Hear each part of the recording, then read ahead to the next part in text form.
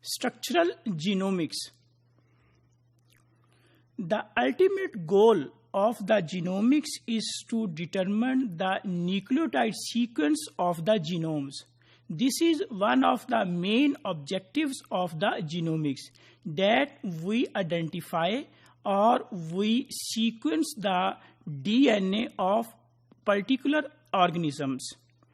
So, for performing the structural genomics, that is actually to do physical mapping of the genomes as well as genetic mapping of the genomes. Physical mapping and genetic mapping of genomes can be performed by sequencing the genomes. So first we see that what is genetic mapping. Genetic mapping is actually approximate location of genes that is relative to the location of other genes. This identification or the location of genes with reference to other genes is based on the rates of the recombinations, or in other words, it is called as recombination frequencies. So genetic mapping is performed with the help of recombination frequencies. While on the other hand, physical mapping, which also helps us for the structural genomics or to determine the sequence of the genomes, nucleotide sequence of the genomes, this technique, which is called as physical mapping, is based on the direct sequencing of the genomes or sequencing of the DNA. So physical mapping actually places the genes on the sequence of the DNA, and usually the physical mapping is measured either in base pair or in kilobase pair, and sometimes in form of a million base pair or mega base pair. So physical mapping is to determine the actual nucleotide sequence of the genomes either in the form of base pair, kilobase pair, or in mega base pair. What is included in case of structural genomics?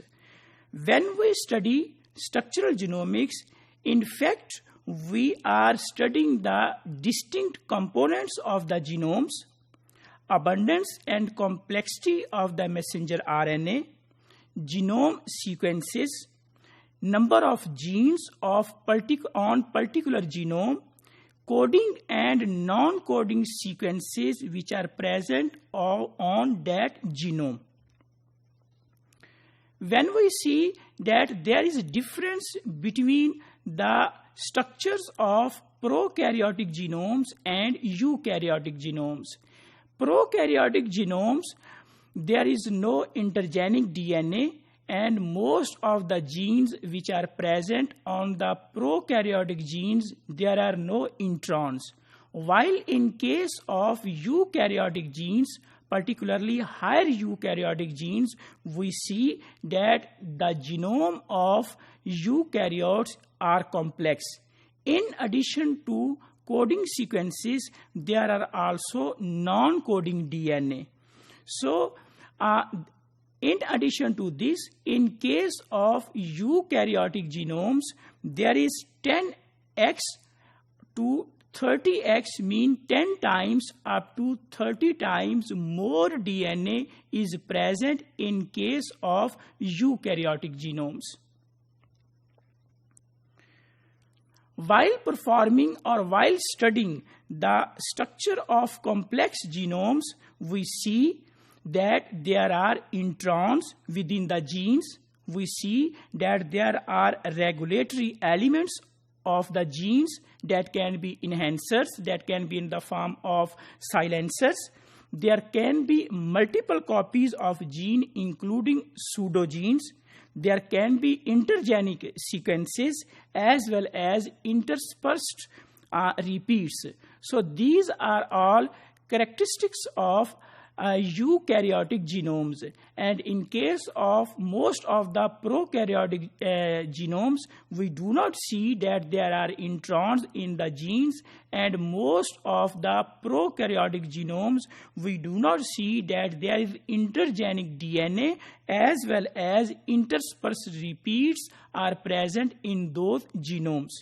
In case of structural genomics, means we have to identify the nucleotide sequence of the genomes. Here is the DNA or the genome which is present in the cell. If we want to study the structural genomics, it means we are going to perform the genome mapping. That can be genetic mapping, that can be physical mapping. We are going to perform the genome sequencing as well as we are going to perform the genome annotations. So when we perform genome mapping, genome sequencing or genome annotations, these are the techniques which are actually used to study the structure of the genomes, or it is called as structural genomics. Structural genomics, particularly in case of eukaryotic genomes, we see that major part of the genomes of eukaryotes consist of transposable elements. Transposable elements can be classified into 4 different families. They are called as lines, mean long interspersed nuclear elements, sines, short interspersed nuclear elements, LTR, long terminal repeats, as well as DNA transposons. So in case of eukaryotic genomes, when we see the structure of the eukaryotic genomes, major part of the eukaryotic genome consists of transposable elements that are in the form of lines, sines, LTR, as well as DNA transposons. Structural genomics in case of humans. When we see in case of genome of the humans, there is approximately 45% repetitive DNA. So that repetitive DNA is in the form of lines. Lines are approximately 6 to 8 kb in length, and that is 21% of the genome. Sines, that can be 100 to 300 base pair, and that forms the 13% of the genome of humans.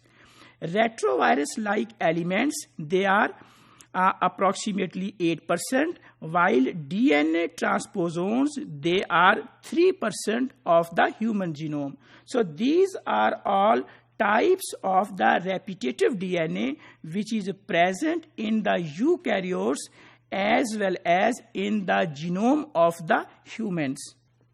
So structural genomics is actually to determine the nucleotide sequence of the genomes.